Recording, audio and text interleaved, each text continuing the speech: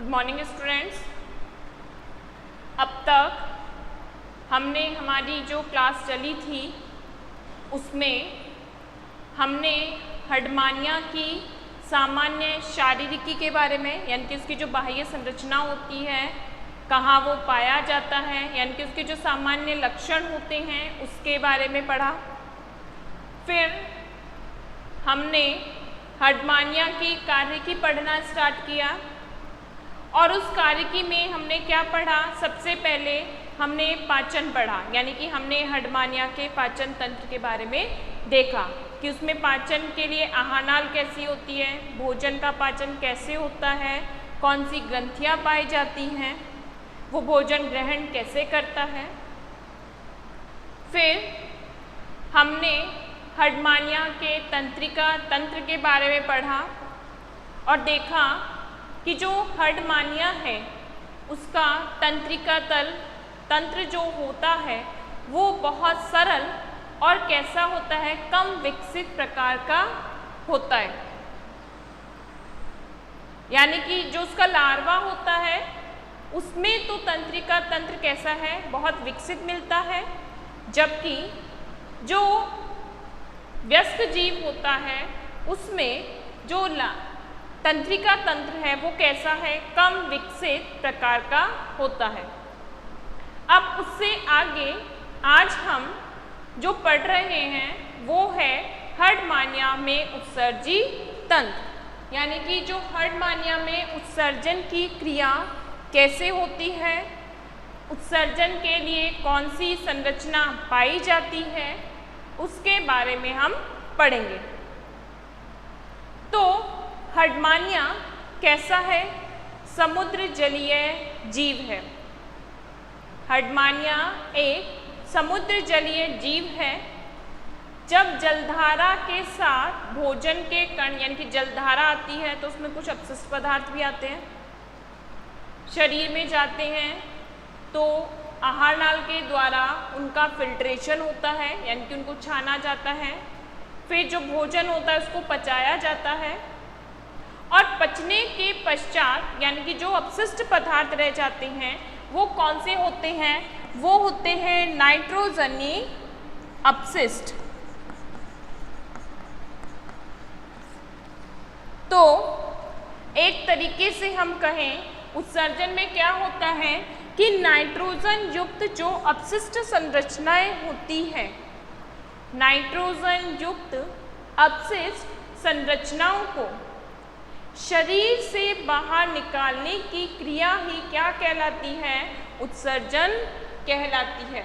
कि शरीर में जब भोजन का पाचन होता है तो क्या होते हैं, कुछ पदार्थ ऐसे होते हैं जो अपशिष्ट होते हैं, जो पचित नहीं होते, और वो किसमें? नाइट्रोजिनस पदार्थ, यानी कि हम कहें नाइट्रोजनीय पदार्थों में बदलते हैं, यानी कि उसमें कुछ ऐसे होते हैं जो क्या होते हैं? अपशिष्ट होते हैं।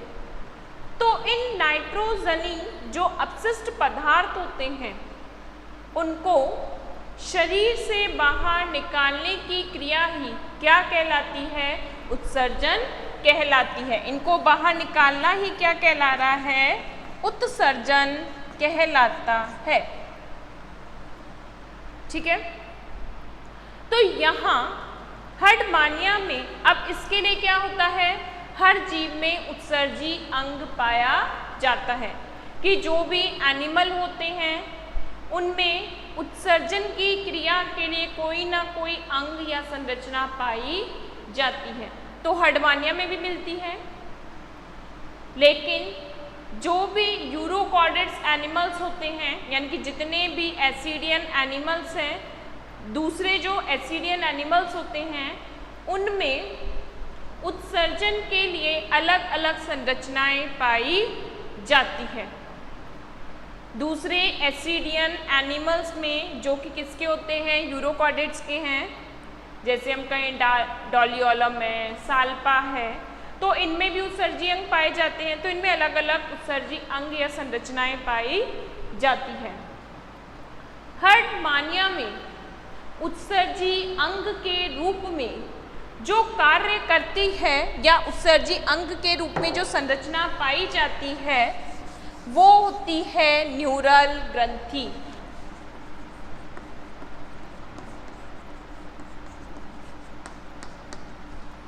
न्यूरल ग्रंथि। अब ये ग्रंथि हमने कहाँ देखी थी? ये ग्रंथि हमने देखी थी हमारे तंत्रिका तंत्र वाले डायग्राम में, यानी कि जब हमने तंत्रिका तंत्र देखा था तो वहाँ हमने न्यूरल ग्रंथि को भी देखा था। तो अब हम दोबारा इसका डायग्राम देखें तो ये हमने जो हर्डमानिया है उसके शरीर की स्थिति देखी थी। यहाँ पर ये क्या है, इसका तंत्रिका तंत्र का भाग होता है, तो ये क्या होगी? तंत्रिका गुच्छिका। ये क्या है? तंत्रिका गुच्छिका, या जिसे कहा जाता था मस्तिष्क। इसको हम मस्तिष्क भी कहते हैं हर्डमानिया का। उसके ऊपर की ओर जो संरचना पाई जाती है वो क्या होती है? तंत्रिका ग्रंथि होती है। किसके ऊपर? तंत्रिका गुच्छिका के ऊपर जो संरचना मिल रही है इसको हम क्या कह रहे हैं? तंत्रिका ग्रंथि या न्यूरल ग्रंथि कहते हैं, जो कि हर्डमानिया में उत्सर्जी अंग के रूप में कार्य करती है। ठीक है, अब इसकी स्थिति कहाँ है? तो जो न्यूरल ग्रंथि होती है वो कहाँ पाई जाती है? सबसे बाह्य आवरण कौन सा होता है? टेस्ट का। हर्डमानिया के शरीर के ऊपर बाह्य आवरण किसका मिलता है? टेस्ट का। टेस्ट के नीचे क्या मिलती है? प्रावार या मेंटल पाया जाता है। तो इस मेंटल की कहाँ पर? मध्य पृष्ठ सतह की ओर धसी हुई अवस्था में कहाँ पर जो मेंटल है, मेंटल के जो मध्य पृष्ठ सतह में धसी हुई अवस्था में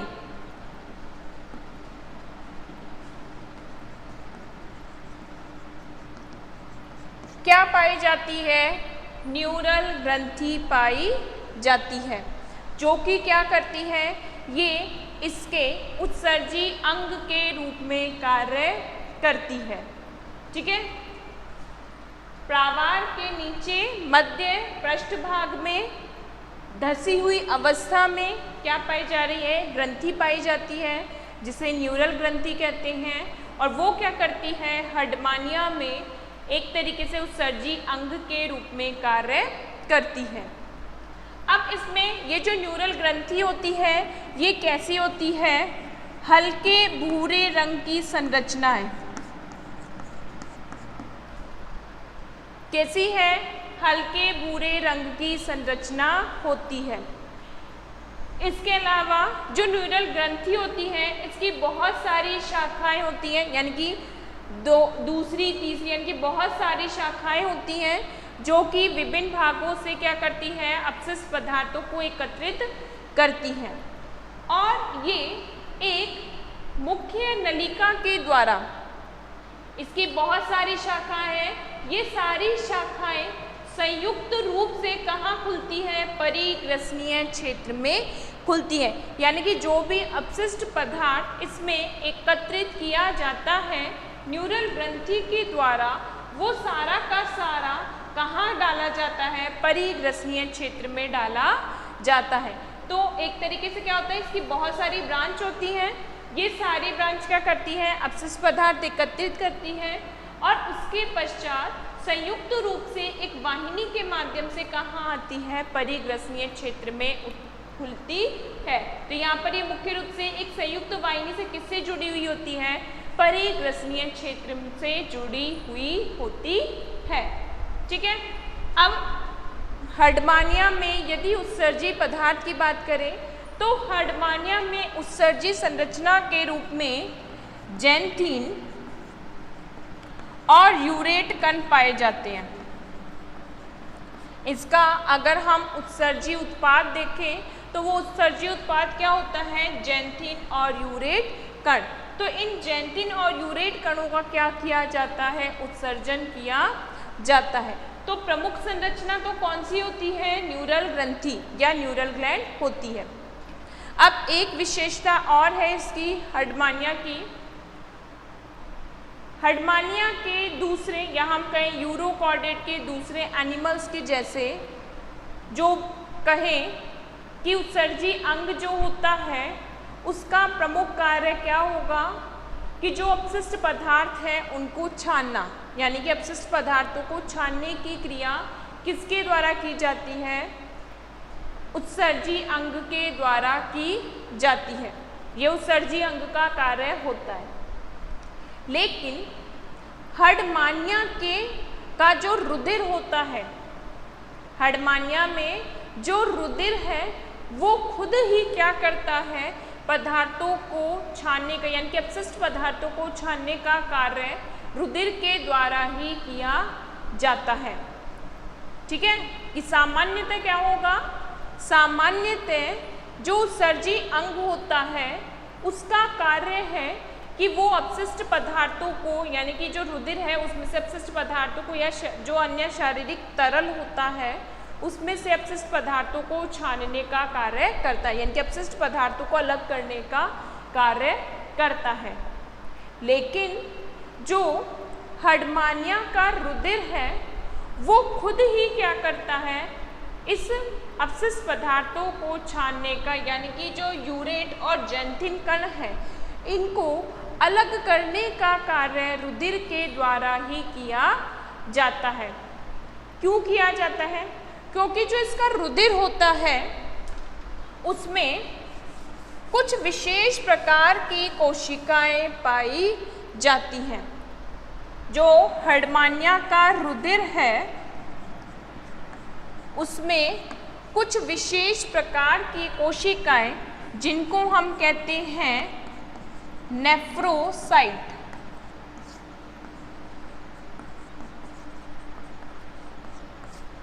नेफ्रोसाइट कोशिका, ये नेफ्रोसाइट कोशिका क्या करती हैं? ये नेफ्रोसाइट कोशिकाएं रुधिर में पाई जाती हैं और क्या कर रही हैं? ये अपशिष्ट पदार्थ जैंथिन और यूरेट कणों को अलग करने का, यानी कि इनको अपशिष्ट पदार्थों को अलग करने का कार्य कौन करती हैं? ये नेफ्रोसाइट कोशिकाएं करती हैं। अब ये नेफ्रोसाइट कोशिकाएं क्या कर रही हैं कि रुधिर में से जो इन्होंने अपशिष्ट पदार्थ हैं उनको अलग किया और अलग करने के पश्चात ये कण रुधिर के परिसंचरण के द्वारा जैंथिन और जो यूरेट कण होते हैं ये रुधिर के परिसंचरण के द्वारा कहाँ आ जाते हैं? न्यूरल ग्रंथि के द्वारा ले लिए जाते हैं। जब ब्लड सर्कुलेशन होगा, यानी कि रुधिर का परिसंचरण होगा, तो उस परिसंचरण के द्वारा ये जो अपशिष्ट पदार्थ होते हैं ये किस में आ जाते हैं? न्यूरल ग्रंथि में आ जाते हैं। तो जो इसकी अलग अलग शाखाएं होती हैं वो रुधिर में से क्या कर लेती हैं? इन जैंथिन और यूरेट कणों को अवशोषित कर लेती हैं और संयुक्त रूप से एक वाहिनी के माध्यम से कहाँ?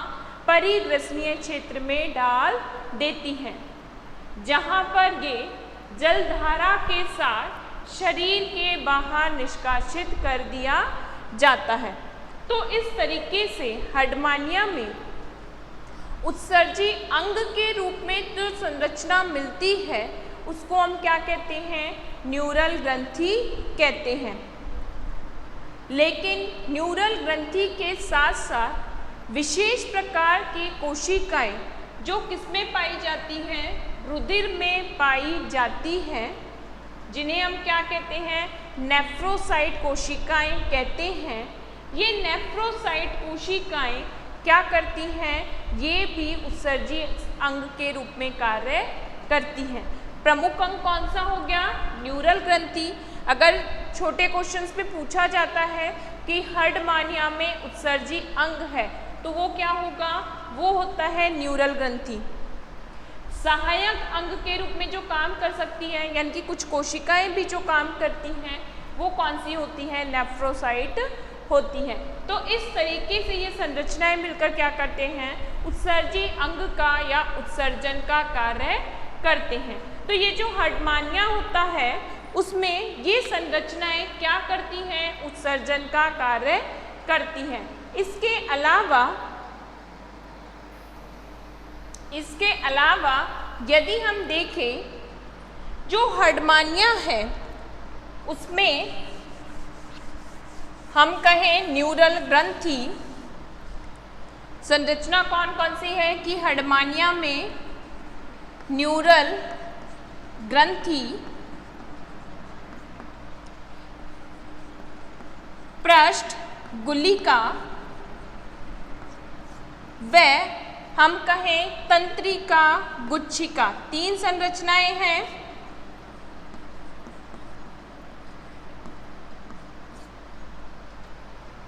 कौन कौन सी हैं? न्यूरल ग्रंथि,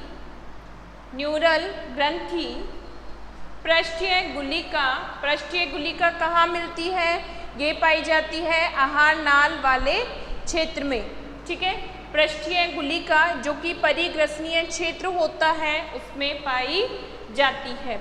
और साथ के साथ क्या है? तंत्रिका गुच्छिका। ये तीनों जो संरचनाएं हैं आपस में मिलकर न्यूरल जटिलांग, ये तीनों संरचनाएं आपस में क्या बना रही है? न्यूरल जटिलांग या न्यूरल कॉम्प्लेक्स का निर्माण करती हैं। अब आपको एक करेक्शन करवाना था मुझे कि जो हर्डमानिया की पाचन की क्रिया थी या तंत्रिका तंत्र में मैंने आपको बताया था कि जो हर्डमानिया है उसकी आहार नाल में बक्कल कैविटी में क्या पाए जाते हैं? स्पर्शक पाए जाते हैं। जो आहार नाल है उसकी बक्कल कैविटी में क्या मिलता है? एक तो मिलता है स्फिंक्टर या वॉल्व, और उस स्फिंक्टर या वॉल्व पर क्या पाए जाते हैं? स्पर्शक पाए जाते हैं। और ये जो स्पर्शक होते हैं ये हमने देखे थे कितने होते हैं? टोटल 64 होते हैं, 64 स्पर्शक पाए जाते हैं। इन 64 स्पर्शकों को हमने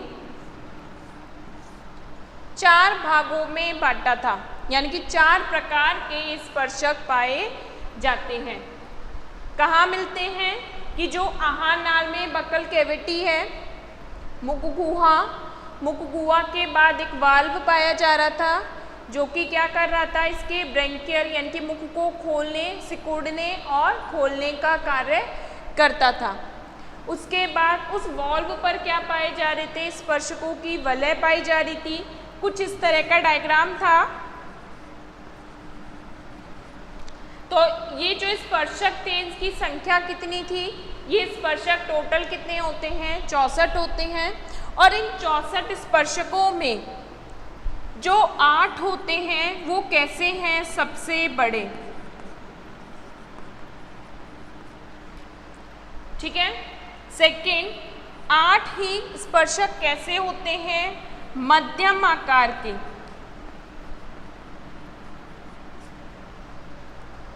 जो 16 स्पर्शक होते हैं वो कैसे होते हैं? छोटे, यानी कि मध्यम से थोड़े छोटे आकार के। और यहाँ करेक्शन था कि यहाँ 16 की जगह क्या आएगा? 32। तो 32 स्पर्शक ऐसे थे जो कैसे होते हैं? सबसे छोटे। जो पिछली वीडियो थी उसमें हमने यहाँ पर क्या लिखा था? 16। तो ये कितने होते हैं? 32 होते हैं। तो इस तरीके से कितने? 64 स्पर्शक होते हैं जिनको हम 4 भागों में बांटते हैं। पहले 8 सबसे बड़े होते हैं, फिर 8 उससे छोटे होते हैं, फिर 16 उससे छोटे होते हैं और सबसे छोटे प्रकार के जो स्पर्शक होते हैं वो कितने होते हैं? 32 होते हैं। और ये आपस में मिलकर क्या बनाते हैं? जाल समान संरचना बनाते हैं, जिसके द्वारा हर्डमानिया में क्या होता है? जो जल धारा होगी उसको छानने का कार्य किया जाता है। इसी वजह से हर्डमानिया को सीलियरी फीडर, या हम कह सकते हैं उसमें सीलियरी अंशन की क्रिया पाई जाती है। ठीक है, तो ये करेक्शन करवाना था। अब नेक्स्ट हम देखते हैं कि हमने हर्डमानिया का पाचन पढ़ा, हमने हर्डमानिया का तंत्रिका तंत्र पढ़ा, हमने हर्डमानिया का श्वसन तंत्र पढ़ा, उसका उत्सर्जन तंत्र पढ़ा। अब हम जो नेक्स्ट पढ़ते हैं वो आता है हर्डमानिया में परिसंचरण तंत्र।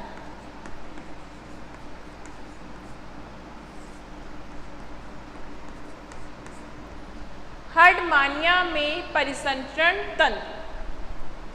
जब हम परिसंचरण की बात करते हैं तो परिसंचरण तंत्र यानी कि शरीर में जो भी तरल होता है उस तरल को शरीर के विभिन्न भागों में कैसे पहुंचाया जाता है, वो कैसे पहुंचता है, जो द्रव है यानी कि दैहिक द्रव का शरीर में किस प्रकार से प्रसारण होता है, किस किस अंग तक वो कैसे जाता है, उसमें घुली हुई ऑक्सीजन या जो CO2 है वो कैसे जाती हैं, जो भोजनम कार्य हैं वो किस प्रकार से प्रसारित होता है, वो हम किस में पढ़ते हैं, परिसंचरण तंत्र में पढ़ते हैं। तो परिसंचरण की जो क्रिया होती है, परिसंचरण की क्रिया के लिए कुछ अंग या संरचनाएं कार्य करते हैं। अभी तक हमने जो हर्डमानिया का क्या पढ़ा, पाचन पढ़ा, श्वसन पढ़ा, उत्सर्जन पढ़ा, तंत्रिका तंत्र पढ़ा, संवेदांग पढ़े। तो जब हम किसकी बात कर रहे हैं, परिसंचरण की बात कर रहे हैं, तो यहाँ जो संरचनाएं आती हैं उसमें क्या क्या आता है परिसंचरण के लिए, हृदय। कौन कौन सी संरचना आती है, पहला आता है हृदय, दूसरा आता है कि परिसंचरण करने वाला द्रव क्या होगा यानी कि द्रव रक्त, फिर आती हैं रक्त वाहिनियां। तो जो हर्डमानिया है उसमें परिसंचरण के लिए क्या मिलेगा कि भाई हृदय कैसा है, रक्त कैसा है, साथ ही साथ उसकी रक्त वाहिनियां, कि रक्त वाहिनियां कौन कौन सी रक्त वाहिनियां पाई जाती हैं जो कि क्या कर रही हैं, इसके कंप्लीट परिसंचरण तंत्र को निर्माण करती हैं। तो जो हर्डमानिया है, अब तक हमने जितने भी इसके तंत्र पढ़े सबकी अपनी अपनी एक विशेषता होती है। इसी तरीके से हर्डमानिया का जो परिसंचरण तंत्र है वो भी अपने आप में बहुत महत्वपूर्ण है और प्रमुख रूप से ये आपके एग्जाम में बहुत बार क्वेश्चन इसका पूछा जाता है कि दो लॉन्ग क्वेश्चंस की अगर हम बात करें तो वो दो लॉन्ग क्वेश्चन किस पे बनेंगे, या तो इसके पाचन तंत्र पे बनते हैं या इसके परिसंचरण तंत्र पर बनते हैं। उत्सर्जी अंग है, श्वसन तंत्र है, तंत्रिका तंत्र है, ये छोटे छोटे टॉपिक्स हैं जो शॉर्ट नोट में पूछे जाते हैं।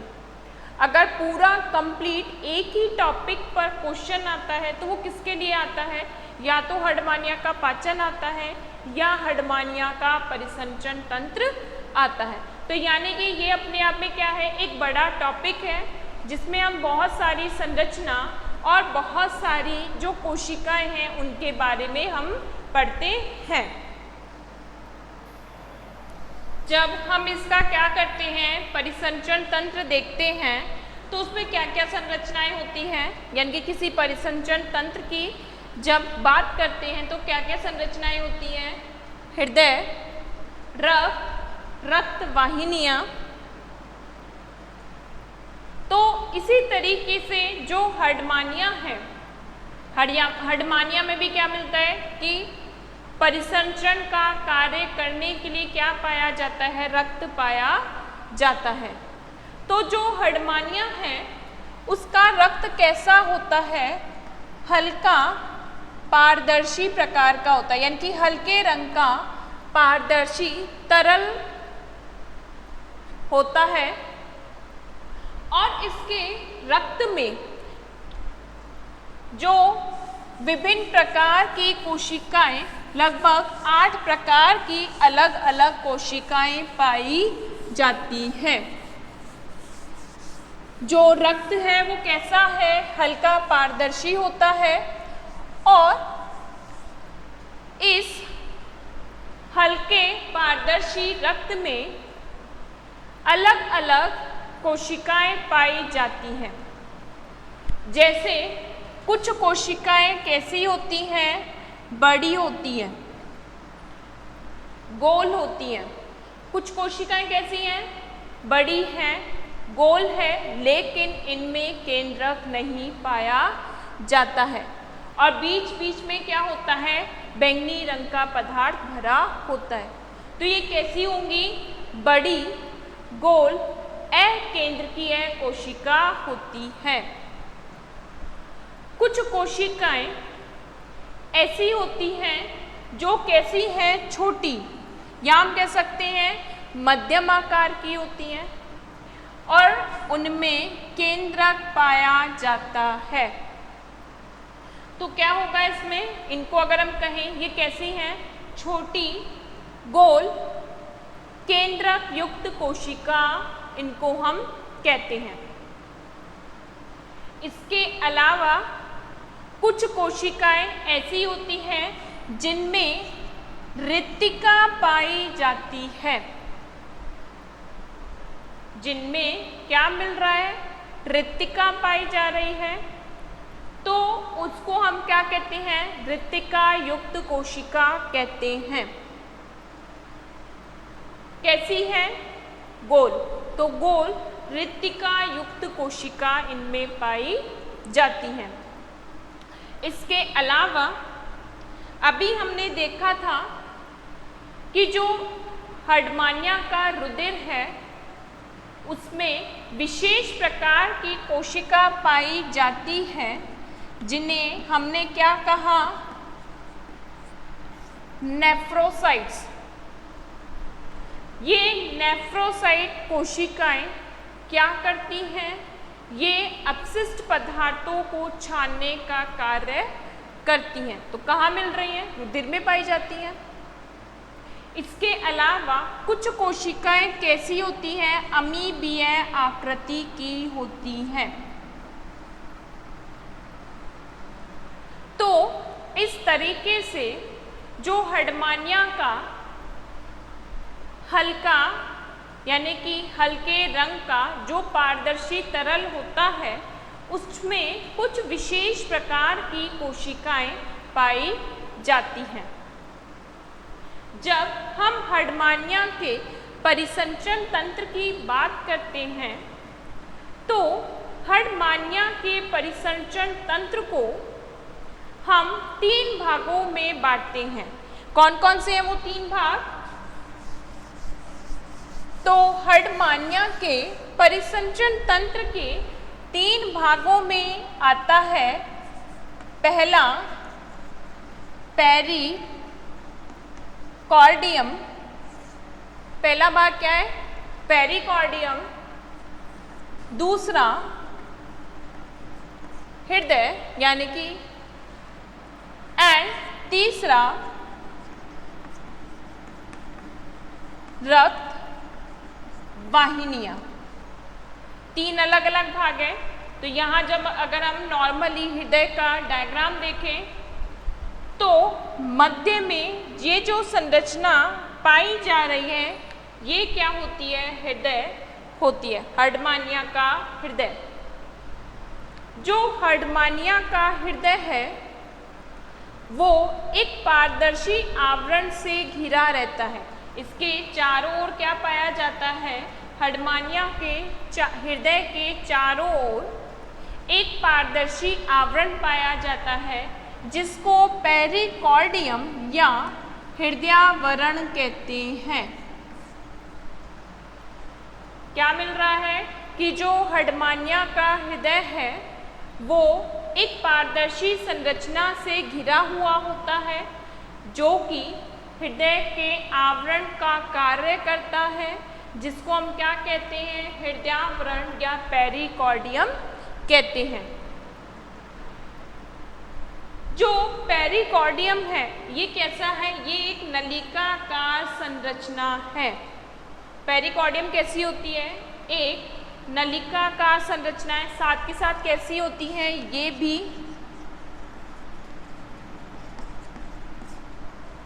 पारदर्शी नलिकाकार संरचना होती है। ठीक है, तो हर्टमानिया का जब हम परिसंचरण तंत्र पढ़ रहे हैं तो क्या क्या आता है उसमें? सबसे पहला उसका भाग आता है पेरिकार्डियम, यानी कि हृदय के आवरण, हृदय को ढकने वाली या उसको सुरक्षा प्रदान करने वाली संरचना क्या कहलाती है? पेरिकार्डियम कहलाती है, जो कि कैसी है? एक नलिकाकार पारदर्शी संरचना होती है जो कि हृदय को चारों ओर से ढकने का कार्य करते हैं। उस नलिका के अंदर क्या पाया जाता है? हृदय पाया जाता है, और साथ के साथ उससे क्या निकलती हैं? रक्त वाहिनियां निकलती हैं। तो अब हर्टमानिया का हृदय कैसे होगा? कौन कौन सी रक्त वाहिनियां पाई जाएंगी? किस तरीके से उसमें रक्त का परिसंचरण होता है? ये सारी क्रिया हम हमारे नेक्स्ट वीडियो में देखेंगे। Okay, thank you students.